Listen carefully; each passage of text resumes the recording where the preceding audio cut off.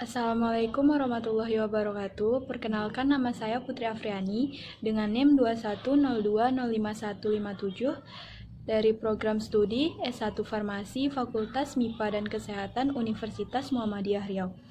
Baiklah, di sini saya akan menjelaskan mengenai transfer membran sel.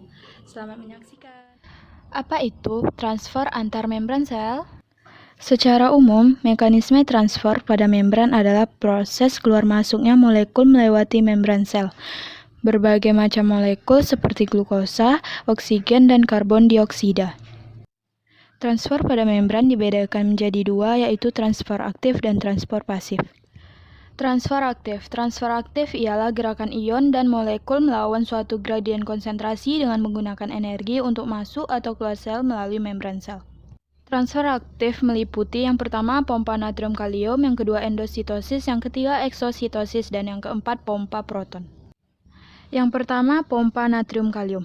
Pompa natrium kalium ialah pompa yang memompa kalium ke dalam sel dan membuang natrium keluar sel dengan konfigurasi 2 ion kalium masuk ke sel ditukar dengan 3 ion natrium keluar. Hal tersebut terjadi karena ion kalium dibutuhkan dibandingkan ion natrium.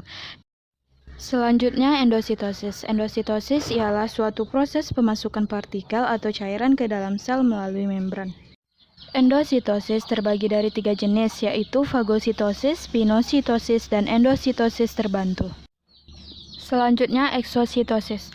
Eksositosis merupakan proses pembuangan zat keluar sel.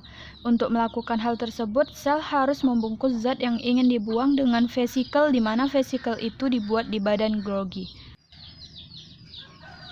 Vesikel yang mengenai membran akan melisiskan membran. Bagian yang terlisis saat vesikel menabrak membran digantikan oleh vesikel tersebut, lalu isi vesikel akan keluar. Pompa proton. Pompa proton ialah pompa transfer aktif seleksi yang berkontribusi secara tidak langsung dalam transfer aktif senyawa lain.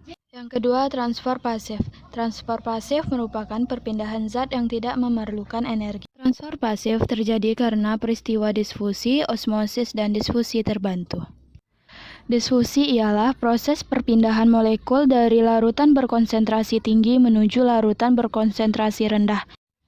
Osmosis ialah proses perpindahan air dari zat yang berkonsentrasi rendah ke larutan yang berkonsentrasi tinggi melalui membran semipermeabel. Disfusi terbantu. Proses disfusi terbantu difasilitasi oleh suatu protein, di mana disfusi terbantu ini sangat tergantung pada suatu mekanisme transfer dari membran sel. Sekian dari Putri. Assalamualaikum warahmatullahi wabarakatuh.